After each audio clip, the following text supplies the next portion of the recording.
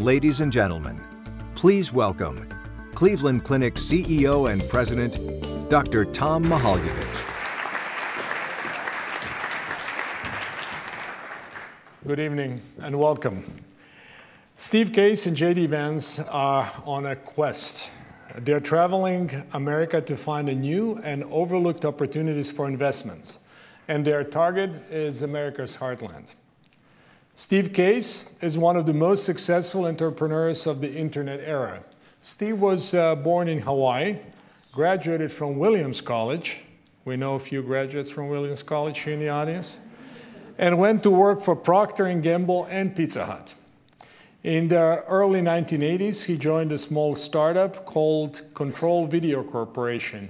And then between 1983 and 1991, Steve helped build a company into a new kind of enterprise, the pioneering internet platform, America Online, or AOL. As the CEO of AOL, Steve led the second largest corporate merger in history, acquiring Time Warner for only $166 billion. Since then, Steve has doubled down on investment, bringing venture capital to unlikely places through his company, Revolution, and its seed fund called The Rise of the Rest. And Steve is here, as I mentioned, with J.D. Vance. J.D.'s fellow Ohioan who was born in Middletown. He joined the United States Marines and served in Iraq. From there, he went to law school at Yale. And in 2016, he published a book which was an enormous hit, Hillbilly, Elegy, a memoir of a family and culture in crisis. The New York Times called it a compassionate, discerning, sociological analysis of the white underclass.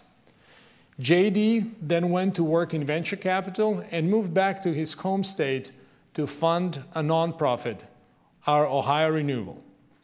J.D. serves as a managing partner of the Rise of the Rest seed fund. Steve and J.D. traveled across the country on their Rise of the Rest tour in a bright red bus. They visit 5 cities in 5 days to host local pitch competitions. To date, the Rise of the Rest fund has made over 100 investments. The fund investors include people like Jeff Bezos of Amazon and our own Cavs owner, Dan Gilbert. But here is a video to tell you more.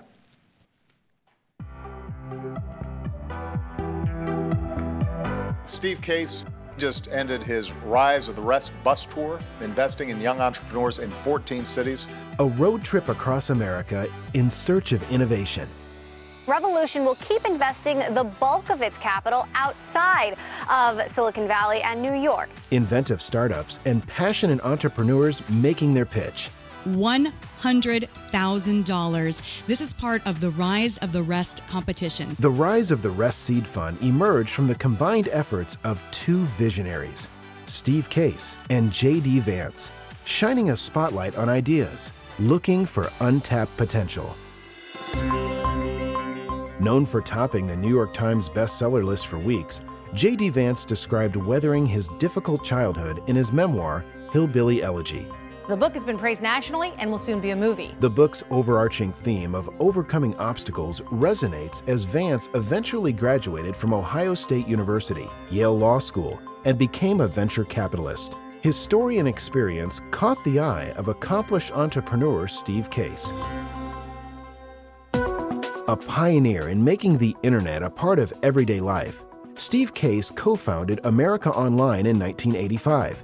At its peak, nearly half of internet users in the United States used AOL. Welcome, you've got mail. With a driving force supporting entrepreneurs, he helped launch the Startup America Partnership in 2011, which has accelerated entrepreneurship throughout the nation. He shares his expertise in the New York Times bestseller, The Third Wave, an entrepreneur's vision of the future. With a passion for discovering what's next, Steve Case is the CEO and chairman of Revolution, a venture capital firm primarily backing companies outside of major tech hubs. Bringing in J.D. Vance to manage the Rise of the Rest seed fund, the duo took to the road with more than $100 million in investment wealth. in search of businesses in need of a big break. What Steve Case being here signals for us is that people outside of Memphis are ready to invest in our companies, in us. With a keen business sense, a passion for risk, and an instinct for success, each of these men is a force to be reckoned with. Together, they are even stronger, clearing the path of opportunity and fueling the power of big ideas, sure to one day redefine our world.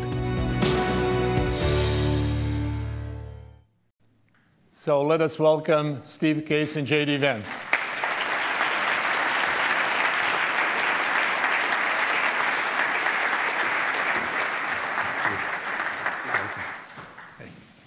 Please. So, welcome to Cleveland Clinic.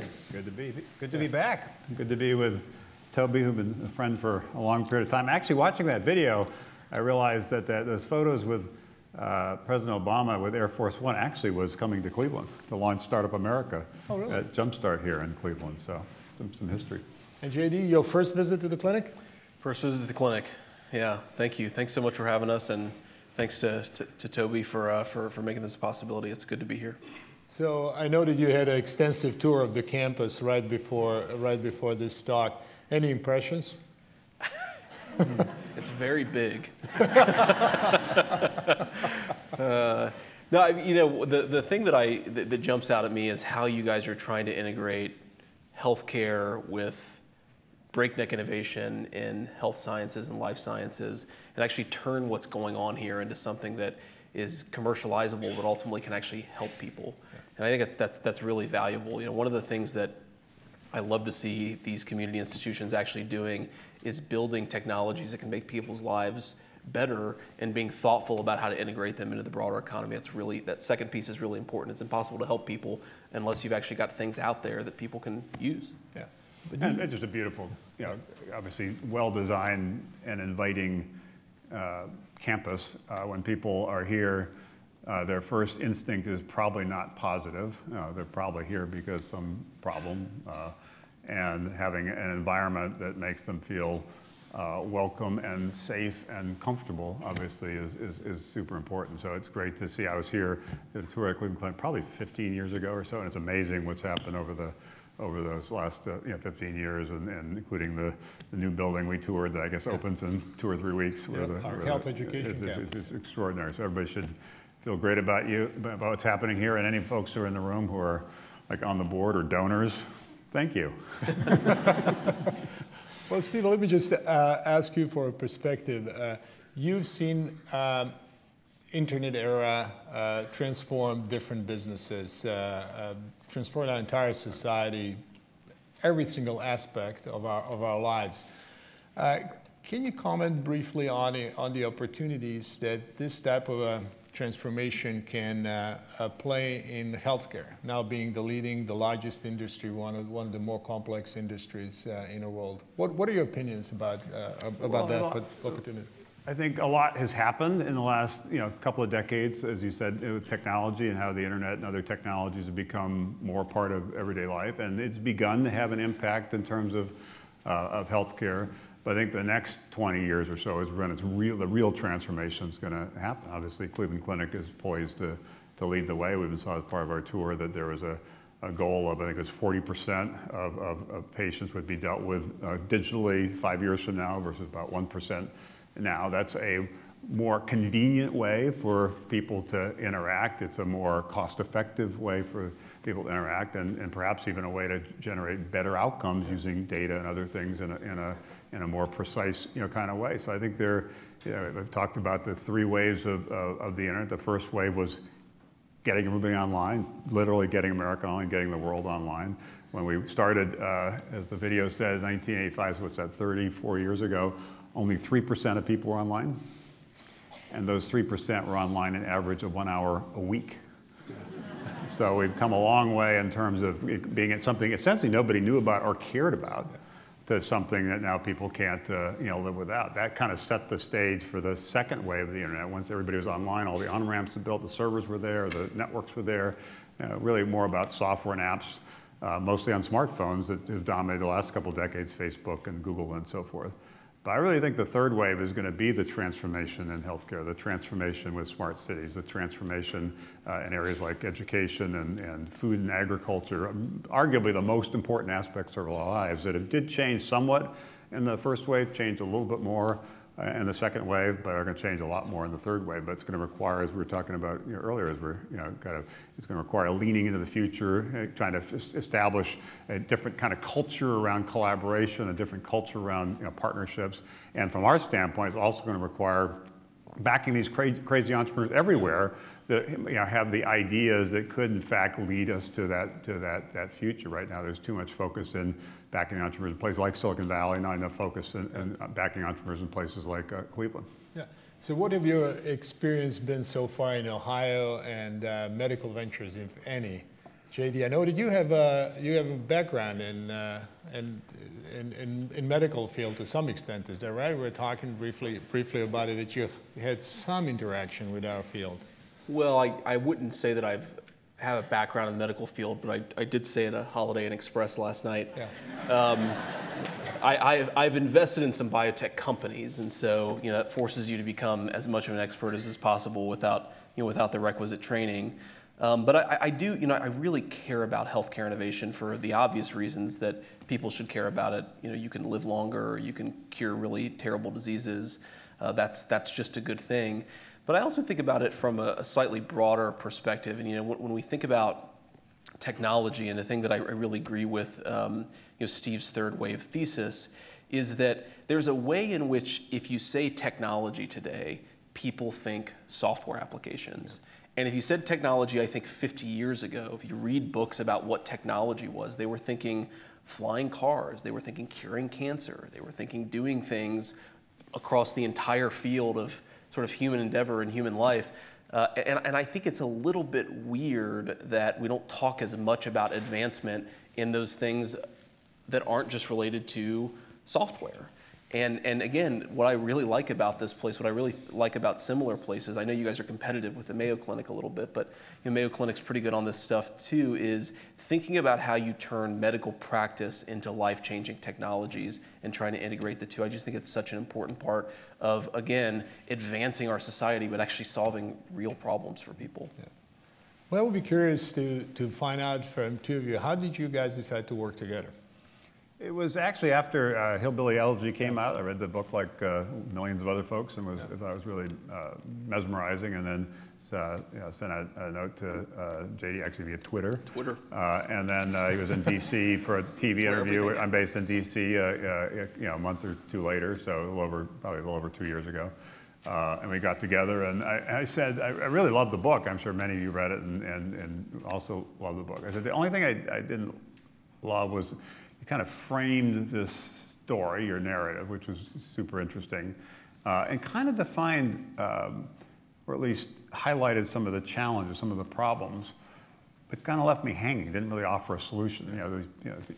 In terms of, there are many parts to it, obviously, but part of it was people in different parts of the country, including here in Ohio, that did feel kind of left behind. The future felt like it was moving past them, and it sort of. And he said, well, interesting you mentioned that, because I'm in Silicon Valley right now, but I'm actually thinking of moving back to Ohio, being part of it. So that kind of led us to a conversation, and his wife was about to move to D.C. to be a clerk at the Supreme Court, and did that for about a year, and then this past summer they moved to Cincinnati. So it was really coming out of the book and trying to understand, because we've been working on Rise of Rest, about 5 years of Startup America that was mentioned, was probably 8 or 9 years ago. How do you create a movement that basically educates people about the opportunities in this third wave and encourages people in communities all across the country to believe in these entrepreneurs, invest in these entrepreneurs, because the jobs are created in this country by these young, high-growth startups. Actually, if you look at the data, and this was the surprise to me when I started working on this about 10 years ago, that most of the jobs do not come from small business or big business. Small business accounts for a lot of jobs. By that I mean like a restaurant on Main Street and have you. But if that restaurant goes out of business, some other restaurant probably will move in, and it'll be about the same number of jobs. And Fortune 500 companies, there are obviously some that are growing and adding a lot of jobs like Amazon, but there are also some like GE, which 30 years ago was the most valuable company in the world, has been losing jobs. And so if you add all up the sectors of the small business and large business, they don't account for a lot of net job growth. It comes from these young high growth startups. So then that's one data point. The second data point is if you look at venture capital investment, and not every company needs venture capital, but there is a correlation between the companies that grow the fastest, create the most jobs, and create the most kind of success and in terms of economic value creation. Most of them do have venture capital. Last year, 75% of venture capital just went to 3 states. California, New York, and Massachusetts get 75% of venture capital. The other 47 states, including Ohio, fight over 25%. Ohio gets less than 1%. Virginia gets less than 1%. Pennsylvania gets less than 1%. Michigan gets less than 1%. Texas, everything's bigger in Texas, a little bigger, less than 2%. California alone last year, 50%. Amazing. And they're great entrepreneurs doing great things in California, particularly in Silicon Valley. Hats off to them. But they're also great entrepreneurs in Cleveland and Columbus and Cincinnati and St. Louis and Minneapolis and Atlanta and Pittsburgh, et cetera, et cetera. And right now we're not backing them. And that's really the idea that behind Rise of the Rest that got us working together. Yeah. JD, I'm sure that people ask you similar question all the time, but nevertheless I'll ask it.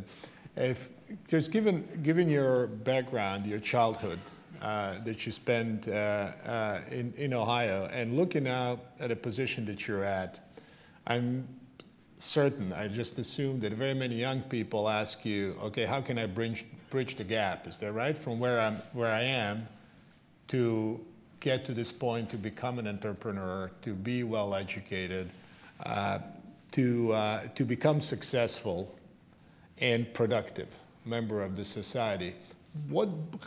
How do you think about it today, with the experience that you have, with the benefit of kind of starting from the position of success and experience? Sure. Well, I'll give a specific answer to your question, then I'll contextualize a little bit. The things that I tell people who are maybe where I was or close to where I was and want to get something more out of their lives is to one, be strategic about the choices that you're going to make and the opportunities that are presented. I think that the biggest culture shock for me when I moved from where I grew up to places where people had a little bit more money and a little bit more influence is that they were pretty strategic about figuring things out. They were thinking about what the next job they wanted to have and how they might get there, what the credential they needed to get their next position. What person even maybe it was useful to know, what mentorship relationship it was important to develop. And I think it's important if you want certain things out of your life to just be strategic in the way that a lot of people are about how to get from point A to point B. So that's the specific piece of advice that I give. But I also think that from a broader social perspective, obviously Yale Law School was a critical piece of my ability to live, what we might call an upwardly mobile life. But Yale Law School accepts 200 students every single year, and as just a matter of arithmetic, it's not going to be the pathway for more than a couple hundred students every single year. And of course, most of those 200 students come from pretty privileged backgrounds themselves. And so, I think, when I think back at my hometown, when I think about my grandfather's life, where he grew up in the deep poverty of Eastern Kentucky coal country, was able to build a decent life for himself, working at a steel mill in Middletown, Ohio, in Southern Ohio.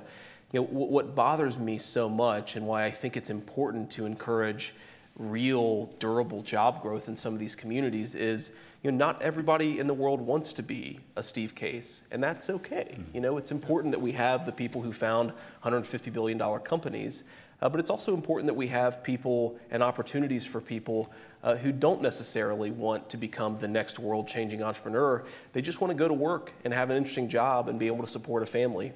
And you can't do that without real, durable growth in these communities. I hate when people think of dynamism and vibrancy in our economy, we sort of associate it with Silicon Valley or maybe with the Northeast, New York City and Boston. but so many people don't think of the communities where we call home, the people in this room, including myself, don't think of those places as especially dynamic places.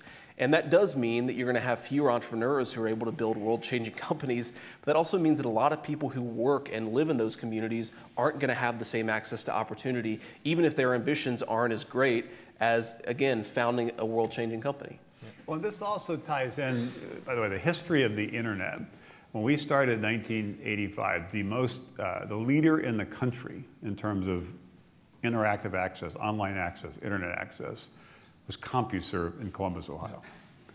The most important communications company at the time in terms of modems to connect your PCs was Hayes in Atlanta. The most important communications company in terms of networks was Sprint in Kansas City. IBM's PC operations were in Boca Raton, Florida. Dell started in Austin, Gateway in North Dakota. Microsoft actually started in Albuquerque before moving to Seattle.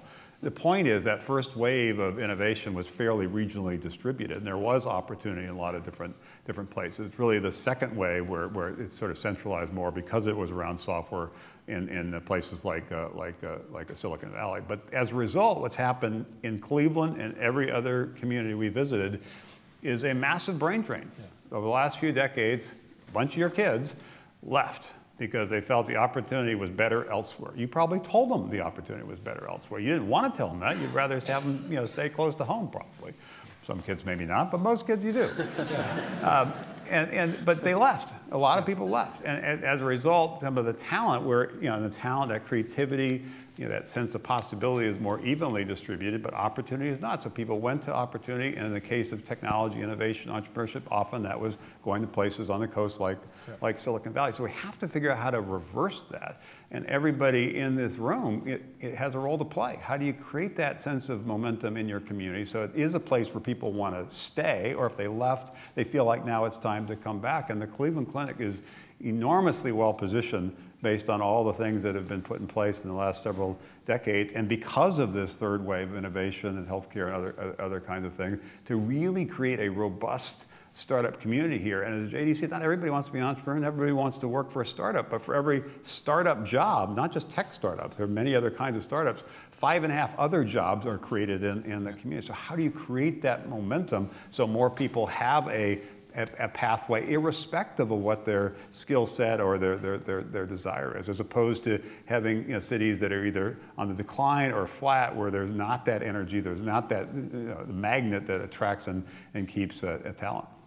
But if you take, when you speak about the deployment of venture capital, predominantly on East and West Coast, how is your work different than all these other venture capital firms? Because obviously the vast majority of people who have capital prefer the traditional venues for investments.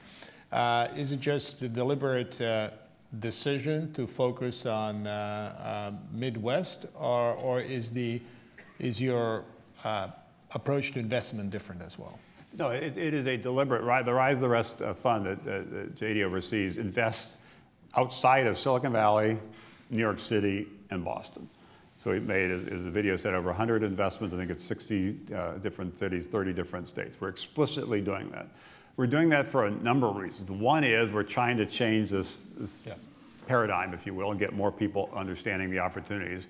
Number two is we think the expertise in these third wave sectors are all around the country, not just on the coast. Cleveland Clinic and healthcare is a perfect example. There's a lot of intellectual property in this room, on this campus, expertise about this, ability to partner to kind of accelerate your market entry here. Third, the valuations in a lot of these cities, because it is a supply and demand, there's not as much capital, are lower. And so it's a combination of factors, but it's an explicit, kind of focus on investing outside of the places where everybody else is investing. There's still a lot of venture capitalists who are very smart people, and we know them and respect them, who basically say we're not willing to invest. They're sitting in Silicon Valley. They're not willing to get on a plane to go somewhere else because that takes time, and they think there's plenty of opportunities right in their backyard, so why should they bother? And we understand that, but we think they should bother because there are great entrepreneurs everywhere building great companies everywhere.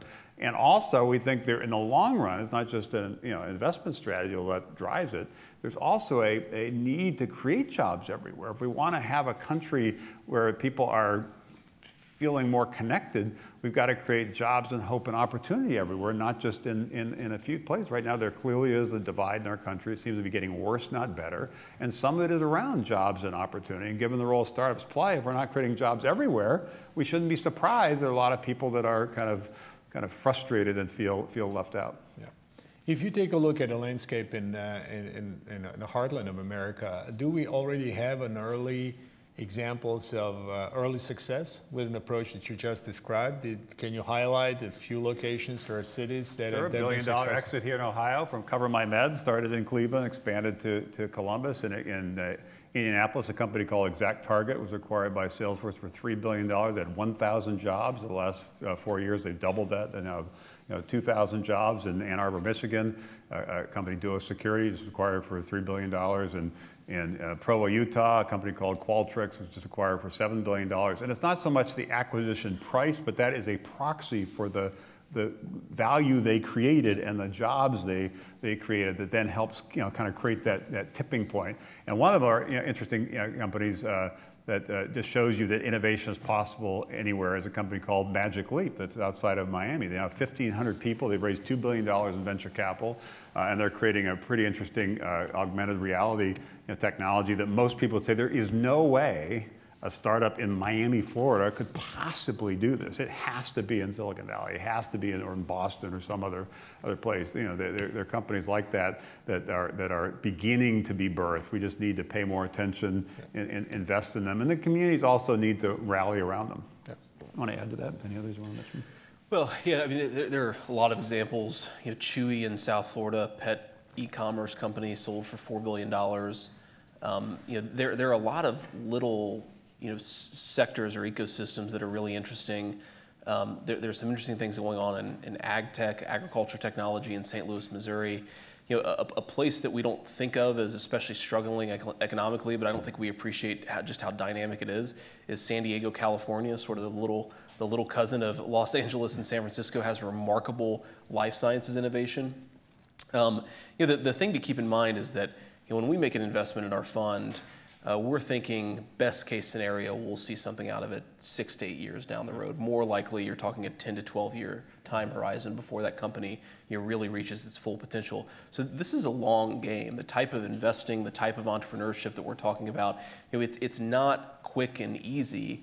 It's really long term. But ultimately, again, to Steve's point about net job creation, that's what you have to do. Amazon wasn't built in 2 years. Amazon was built over a course of 2 decades, and now it employs tens of thousands of people, maybe hundreds of thousands of people at this point. So those types of businesses, you really have to think about the long-term opportunity and be willing to be a little patient. And that's what I think a lot of these ecosystems most lack, is one, a lack of risk appetite from the entrepreneurs. They think about, they've been doing something for 3 years and they're looking for the exit ramp. Or two, from the investors, they're actually willing to make a bet on a founder and on an idea and on a company and actually let it ride for more than a few years. So just to mention, because we're at the Cleveland Clinic and many people here are obviously focused on healthcare, is arguably the most successful health IT company in the last 20 years is Epic, which is outside of Madison, Wisconsin. 10,000 employees focused on electronic medical records. It's not in Silicon Valley. It's not in Boston. It's not in New York City. It's in Madison, Wisconsin. So it's just another example that if you have a great entrepreneur with an idea and they are able to raise the capital, they are able to attract the team, they are able to establish the partnerships necessary, particularly in healthcare, because you all know it's a systems business. It's actually, and this is going to be an important lesson for our friends in Silicon Valley, that and you all have been working on this for many years and know this, but healthcare is not about software. It's not about technology. It's about integrating that into systems. It's about people and culture. It's how do you get nurses and doctors to change how they're doing? How do you get patients to do things in different kind of ways? How do you get integrated into the hospitals and the health plans? And how do you think about some of the policy regulatory issues around healthcare and so forth? It is a really tough, as you well know, because you're dealing with this every day, a really tough systems challenge. The software is kind of the table stakes that gets you in the game. The real action is everything else that happens around it. So that's why this third wave is going to be so different from the second wave. The second wave, if you wrote good code, create a good app like Facebook or Instagram or what have you, it could get viral adoption. You could suddenly be an overnight success. Partnerships didn't matter. It was just about the app's policy didn't really matter, particularly in the early days. Just get it out there and see what happened. In these areas like healthcare, when people's lives are on the line, you have to approach it differently. As some of you may have seen the recent HBO documentary around Theranos, it was an example of sometimes disruption, big ideas, the art of the possible. It's one thing if you're creating an app, it's quite another thing if you're dealing with people's lives. That's the dynamic that's going to shift in this next 20 years, and that should play the advantage of cities like Cleveland. Absolutely. But it's going to require everybody, not just the Cleveland Clinic, but everybody really understanding that, believing in that, and figuring out ways to celebrate these entrepreneurs. It is hard to start a company. It is risky to start a company, and most people in their own neighbors don't really believe in them, don't really believe in their ideas. I think changing that paradigm is going to be critical, and having a little bit. There's always risks associated with startups, but there also is risk associated with assuming it's going to be business as usual. Correct. And just spending all your time looking in the rearview mirror. Yeah. But speaking about believing in somebody's idea, you get pitched hundreds of ideas a day. How do you decide which one to go for? I'm sure we each have different answers to this. I mean, part of it is a little bit of pattern recognition, which can be a problem because you don't want to get too filtered down a particular pattern because then you miss a lot of good ideas that fall outside of that pattern. But what I really like to see is two things.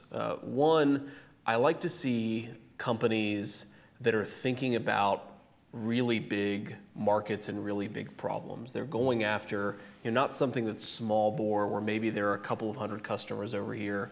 Not that those businesses aren't valuable, but that's not really what gets me excited. I like to see businesses that are going after something really big and really ambitious.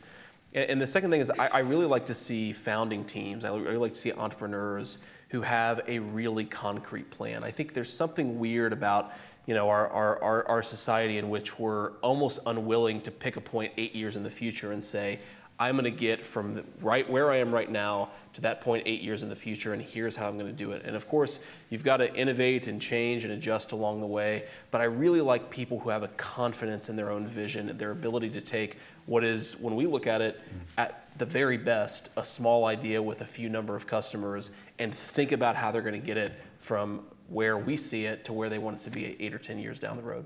The only thing I'd add is the ability to kind of take the idea and really execute. Thomas Edison, arguably one of America's most famous inventors, entrepreneurs, had a great line a century ago, which is vision without execution is hallucination. Having a good idea is awesome. It's better than not having a good idea. But that's just the beginning. Being able to execute against that idea is critical. That has always required teams. Entrepreneurship is a team sport. In the third wave, it's going to require a mindset around collaboration and partnerships, exactly the kind of things you're pushing at the Cleveland Clinic. So when I'm hearing a pitch, I'm not just focused on the idea because I probably have heard that idea many times before. There's not actually that many truly new ideas. It's more, how are they thinking about this? How are they executing against that vision, and what team have they built within the company, and more importantly, what team have they built around the company, the partnerships, the network they build around the company that might really result in them being able to break out and be one of the real winners in that space. Yeah. So JD, you're speaking now about the ability, almost imperative, to have a vision, let's say 80 years from now, what people like to accomplish. What's your vision? Oh, that's a good and tough question. I mean, I think what I would really like to accomplish with this broader Rise of the Rest mission is to look back and point to my friends in Silicon Valley who maybe were naysayers and say, I told you so. There, I think, is a lot of skepticism from folks who spend their life between San Francisco and San Jose, who invest only in those areas, who spend time only with those people, and thinking that there aren't good ideas to be built in the heartland. And I really want to prove those folks wrong. I want to see great companies get built. I want to see jobs created. And, I have my flaws, and I want to be able to say I told you so to a lot of folks who don't think that investing outside of the traditional areas makes a whole lot of sense, because I think it does. I think, my hope would be over the next 8 years, hopefully sooner, that we would double the amount of venture capital going to these rising cities like Cleveland. That, right, as I mentioned the data before, 75% goes to 3 states, 25% to the other 47. I'm hoping we can double it so it's 50-50. And I'm granting that Silicon Valley has a great lead and will still be the leader of the pack, but if we could double the amount of venture capital going to entrepreneurs in places like Cleveland, we can double, kind of like shots on goal in terms of the number of things you're trying. We can double the odds that we're going to have some breakout successes that are going to create thousands, maybe even tens of thousands of jobs. JD mentioned Amazon. I know Jeff Bezos, known him from the time he had like 10 employees. And at the time, most people thought like selling books online was interesting, but not that interesting. Fast forward 25 years later, it is a company with 600,000 employees. So how do you create those companies in places like Cleveland and level the playing field so everybody everywhere really does feel like they have a shot at the American dream, and you really are pushing ahead in these sectors like healthcare, food, agriculture, things we've been talking about, and really have innovative ways that we can do things in a better way. So it improves society, lifts up communities by creating more jobs and an opportunity, as well as creating the value that will lead the venture capitalists on the coast saying, I get it. I now understand why I should get on a plane and come to Cleveland, because they're awesome entrepreneurs who might create the next Google in Cleveland, not just in down the street. JD, it is not about just the venture capitalists, right? You're also involved in nonprofit work back home. Could you speak a little bit about your efforts to make Ohio healthier and the involvement about certain nonprofit activities? Sure. Yeah, so one of the things I wanted to do when I came back home was just get involved at some level in the opioid crisis. And so founded a nonprofit organization which really focuses on southeastern Ohio, because in some ways that's where the opioid crisis is worse. The thing that we're doing right now is actually we've taken a very well-regarded national addiction specialist. She's a psychiatrist who's a fellow at a Washington, D.C. based think tank. And she's actually planted herself in Ironton, Ohio, and is spending a year there, both treating patients who wouldn't otherwise be treated because of funding reasons or because of access to just physicians' reasons. That's actually a big issue. Sometimes it's not just paying for the health care in such a sparse rural area. It's, is there a doctor who's actually qualified to provide the health care? But in the process, because of the researcher's eye that we hope she's going to bring to these problems, we wanted to write something, maybe a book, maybe something a little bit shorter, maybe intended for academic audiences, which really identifies the things that are working and the things that aren't working. Because one of the frustrations I had when I first moved back home and started to think about the opioid epidemic as something beyond just something that affected my family personally, which of course it had, was if you ask people what treatment methodologies work and why do they work, you very rarely get great answers. You get some very smart people who are at the frontier of this problem who have some good ideas, but we still haven't really rigorously studied 5 different treatment methods with a somewhat randomized set of people and say with confidence the people who go into that treatment program are just doing much better. They're relapsing less, they're much healthier, they're much happier, they're more able to work and provide for their families than the people who are going into these other treatment facilities. And I think that's such a terrible, terrible problem, because the opioid epidemic will probably be with us for at least the next generation. So many people are caught up in it, so many people are already addicted. It's a little bit troubling that we're still not quite confident what we should do to get ourselves out of this mess. And my big fear, if you ask what keeps me up at night, my big fear is that we'll look back 30, 40 years down the road and say the opioid epidemic ended because people basically died. Because the people who were caught up in addiction eventually just ran the course of the addiction. Either they overdosed or something else. And that really worries me. But that is unfortunately the trajectory that we're on right now. More people are dying than died the year before. More people died in that year than the year before that. We haven't yet really wrapped our minds around how to fix this problem. one thing that seems to work, I'm sure I'm not telling anything people in this room don't know, for a lot of patients is what folks call MAT, or medication-assisted treatment. That seems to work for a pretty substantial part of the patient population, but it doesn't work even for those it works pretty well. It doesn't work all the time or with complete efficacy. And so I just want to know what's going to work, and that's really what we're trying to figure out. One thing we may pilot, which might be interesting to work with you folks on this, in the next 6 to 12 months, is actually an incentive program where my organization would actually fund people who would go through various incentive payments to see whether that has a noticeable impact given certain controls on whether people are relapsing into addiction. So anyway, a lot of uncertainty. We're trying to make a little bit of a dent in it, but most of all, we're trying to learn things as we make a dent in it. This is a phenomenally important and very, very complex problem. So I would just like to ask one or two questions, and we'll open it up to the audience.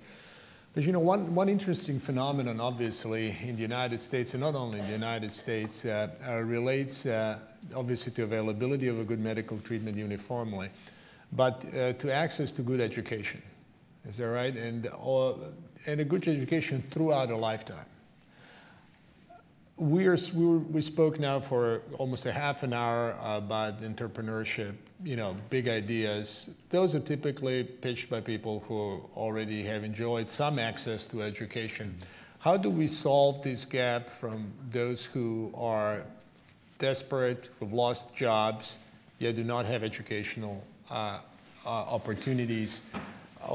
What's your view on that? I mean, I'll ask both of you. I mean, JD, you've been obviously have gone down that path, so I'm sure you have a very unique perspective. But Steve, you've traveled the country extensively. I'm sure you have an opinion.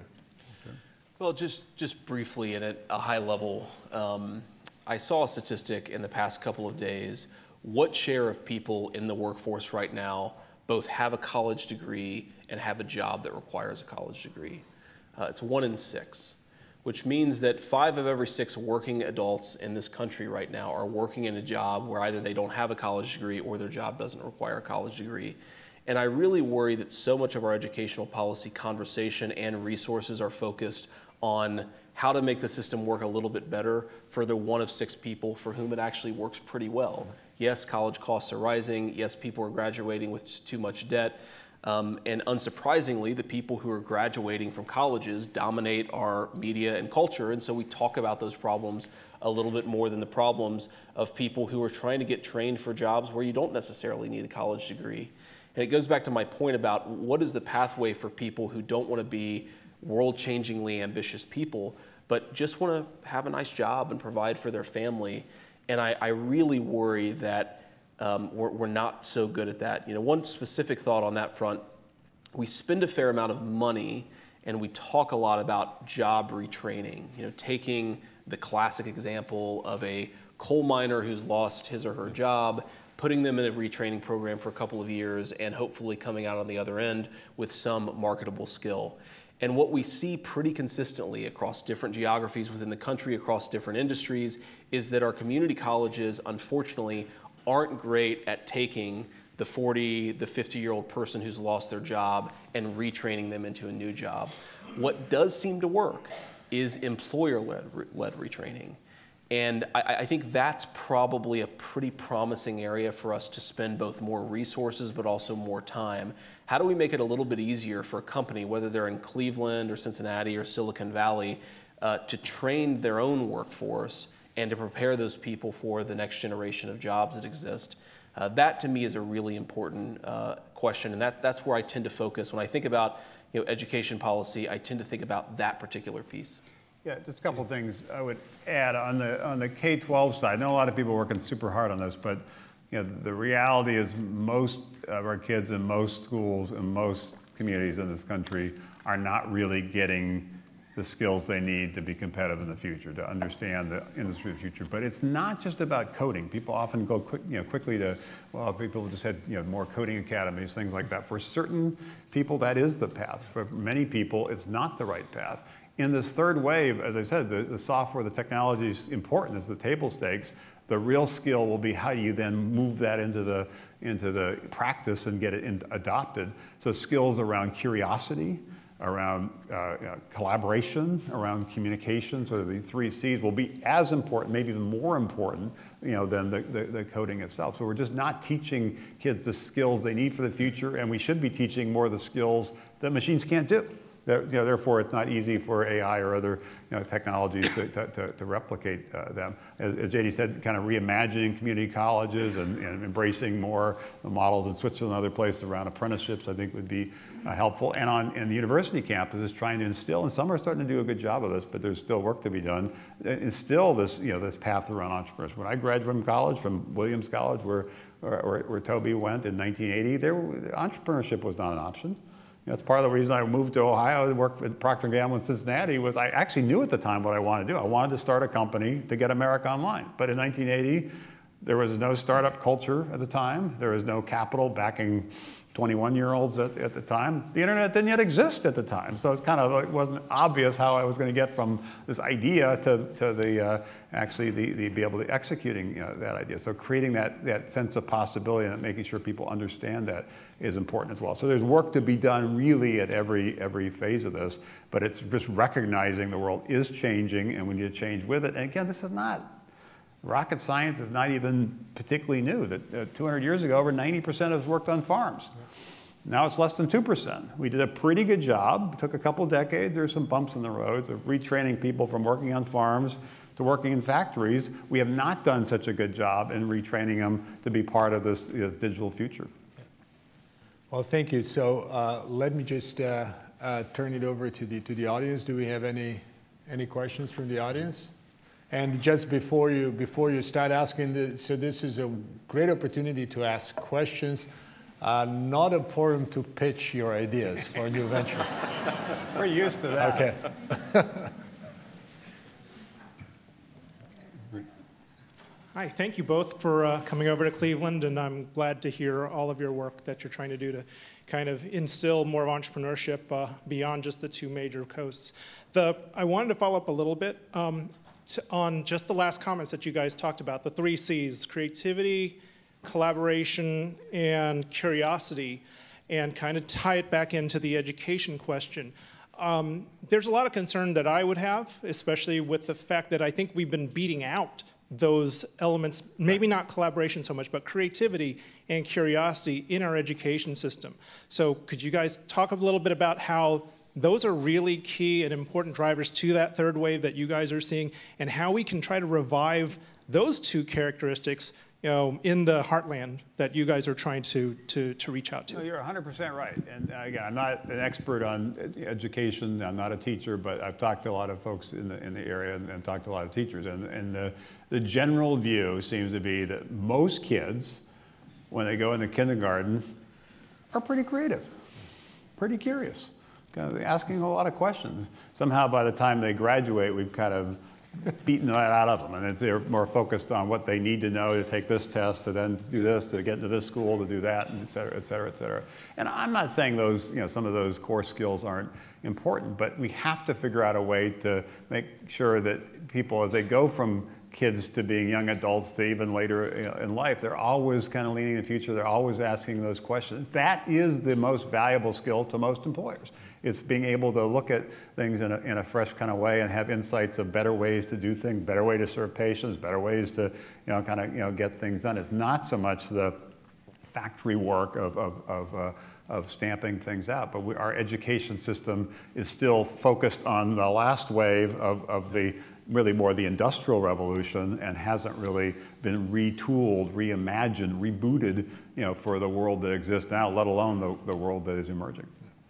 I think we have thank you. I think we have another question over there to the left, please. Hi, thank you. So I worked in clinical trials before I went to medical school. I worked in for 3 years, and I was working on studies that when I came on as a 22-year-old had been going on for about 10 years. I was reconciling all the documents.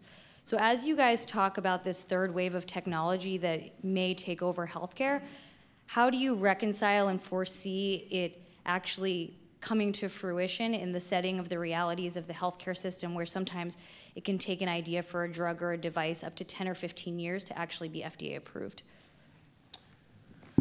Well, so just a couple of thoughts, things that I've actually seen that make me feel pretty optimistic about the ability of even the healthcare space to see a lot of innovation, despite the long timeline to get from ideation to actual concept and product. So one is, I do think that there's a lot of really interesting stuff going on in the artificial intelligence and machine learning space. About figuring out how to use different drugs in different ways, and specifically how to take drugs that have already been through the regulatory process and figuring out how they might apply to disease states that we haven't thought that they might apply to.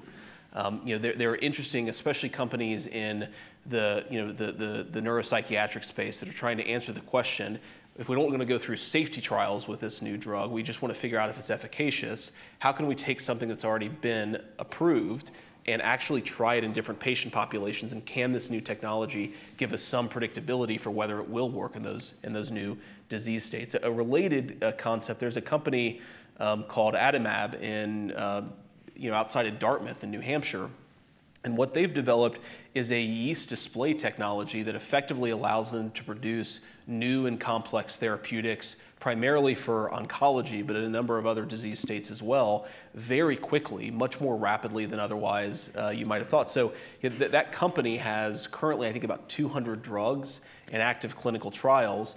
They partner, to Steve's point about partnerships, they partner with the pharmaceutical companies to actually handle the really complex and expensive regulatory piece, but their technology helps their partners figure out new drug candidates very quickly and much more quickly than was true, I think, even 10 years ago. So just a couple of examples, but those are the sorts of things that I think about and try to look at in the healthcare space.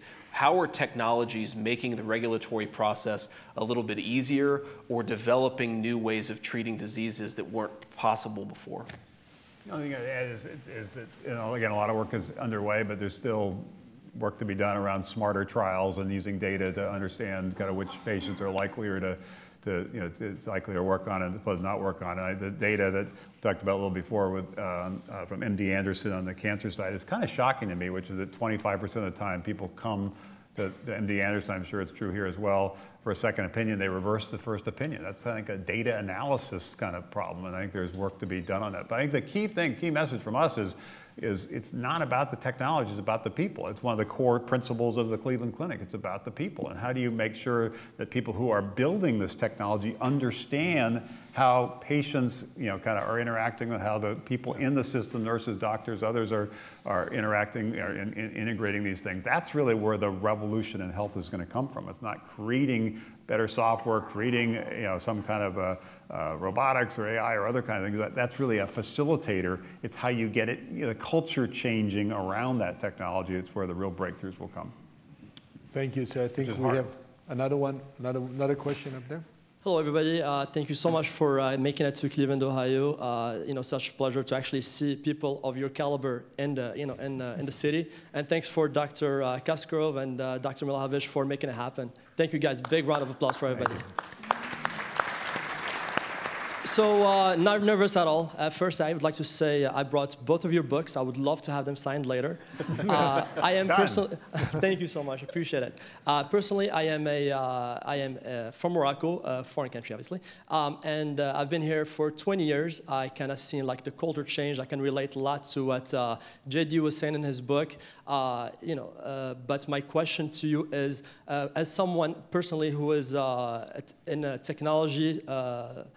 In technology, I'm personally an entrepreneur, and I lack resources, not money-wise, because I do have a lot of friends who can be able to assist me with capital, but I'm lacking resources of someone of your caliber who has easy access, who can make an app, for instance, happen from an idea to a timeline to all of a sudden 3 months, and it will be up available for everybody. What kind of advice would you give someone like myself? And also, would you be able to, to have a, for me, for later, elevator pitch, if it's possible? Well, first of all, your point around capital, it is important. If you have an idea, don't have the capital, unless you happen to be wealthy, but most people aren't wealthy, you don't really have a shot. So getting people the capital they need to start and scale their ideas is important. But that's also just the beginning.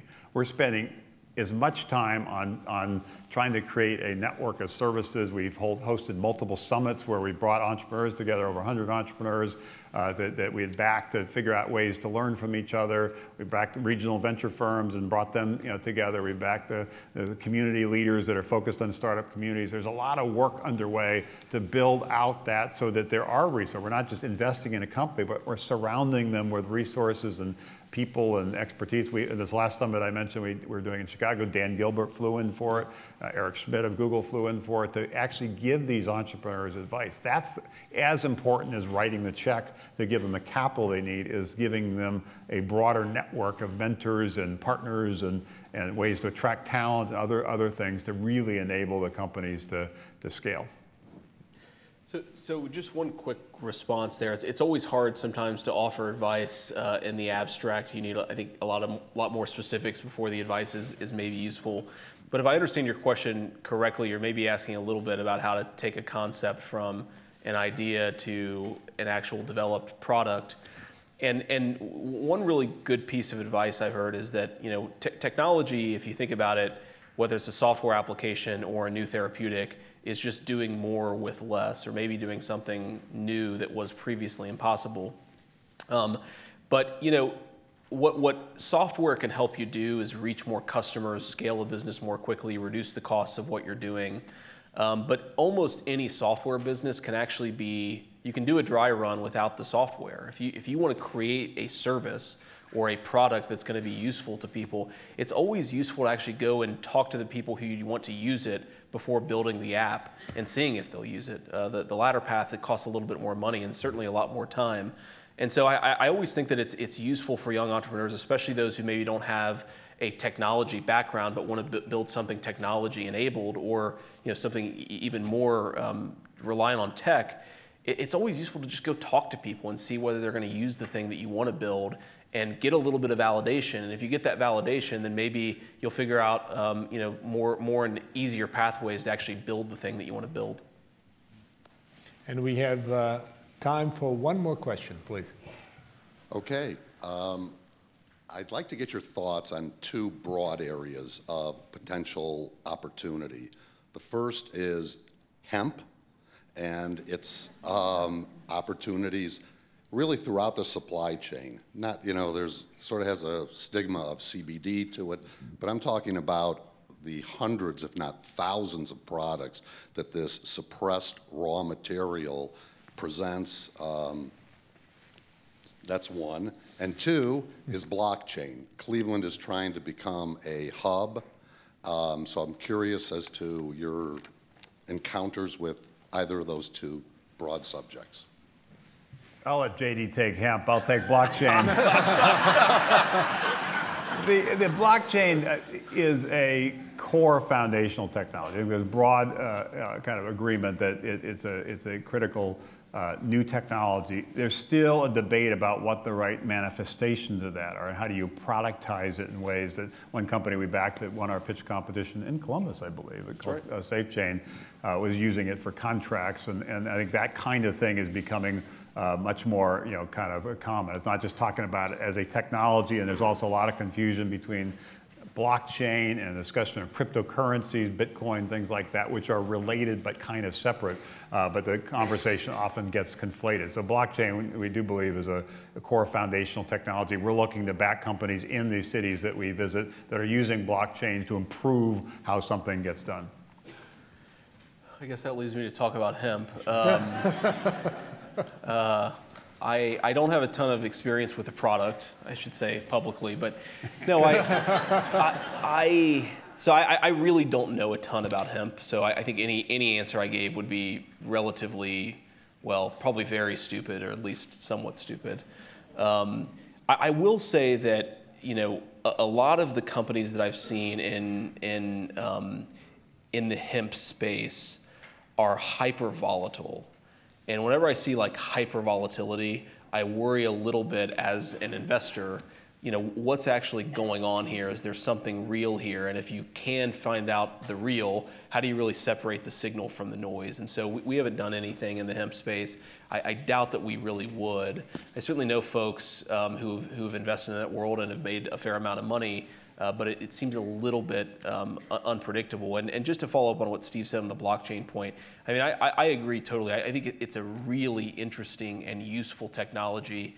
It solves a problem that really existed, which is how do you actually confirm or verify transactions when you have no obviously centralized person who's determining whether those transactions are valid or not. There are obviously a ton of sort of applications of the blockchain technology. I will say that having seen one real spike in the blockchain crypto world in Silicon Valley with all the ICOs or initial coin offerings, I will say that most entrepreneurs are really bad at explaining, even to a relatively advanced audience, what their blockchain technology is going to do or how it's going to solve a real problem. I think the entrepreneurs who are really good often can explain their business concept to a 9th grader who has no background in what they're doing, and it will make sense. That is not true of probably 4 out of 5 blockchain entrepreneurs I've talked to. They could not explain it to a 9th grader and have it even kind of make sense. So my thought is, it's really interesting, and look out for the people who, when you ask them, what are you going to do with this thing, actually makes sense when they give you an answer.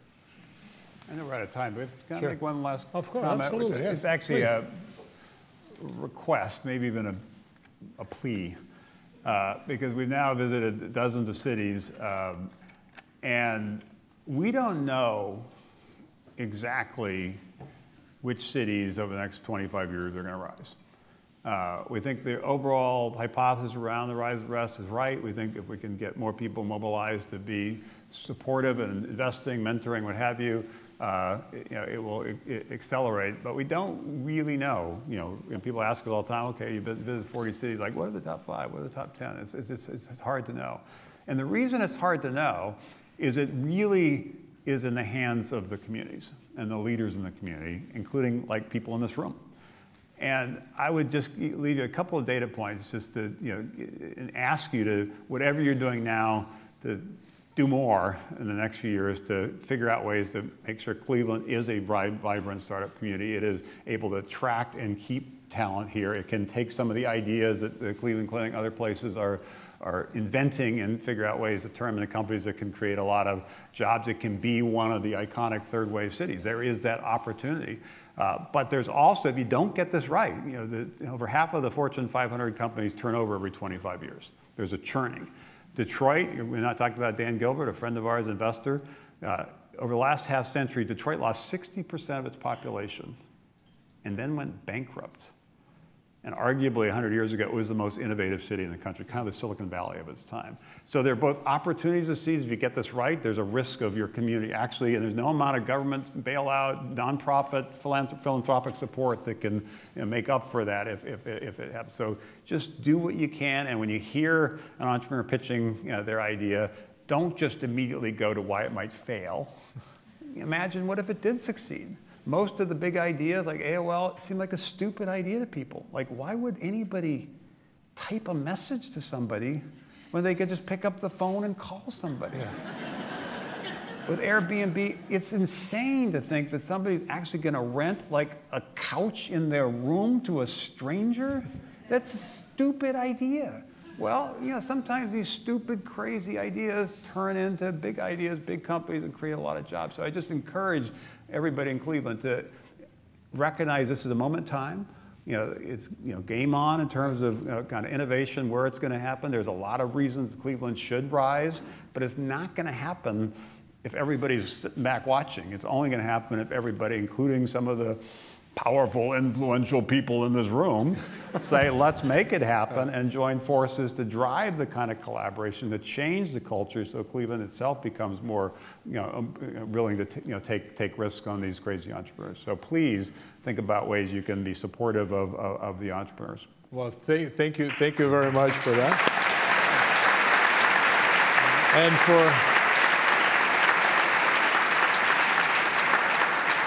And for us who live and work in Cleveland, I mean, we are very biased, is that right? And we will tell you that we know exactly which city is going to rise, and this is going to be this one right here. And one of many reasons why we're convinced of it, because we know that there are institutions in this city that have maintained an ability to attract talent, to retain talent, and create an absolute excellence for decades. One of them for more than a century, and one of them is our Cleveland Orchestra. Easily the America's finest, and Franz Welser-Möst, who is Austrian, our conductor, will be speaking as our next Ideas for Tomorrow speaker. He's absolutely remarkable person, a remarkable leader. So we cannot thank you enough, A, for being here, but also for everything that you do. I mean, this work is inspirational. It will create a legacy that I think you will be proud of. I'm convinced that you will. And we will be happy to convince you to be able to come to you 8 years from now and say, I told you so, Cleveland is the one that is going to rise. So, big round of applause. Thank you all. Thank you. This is great. Thank you very much.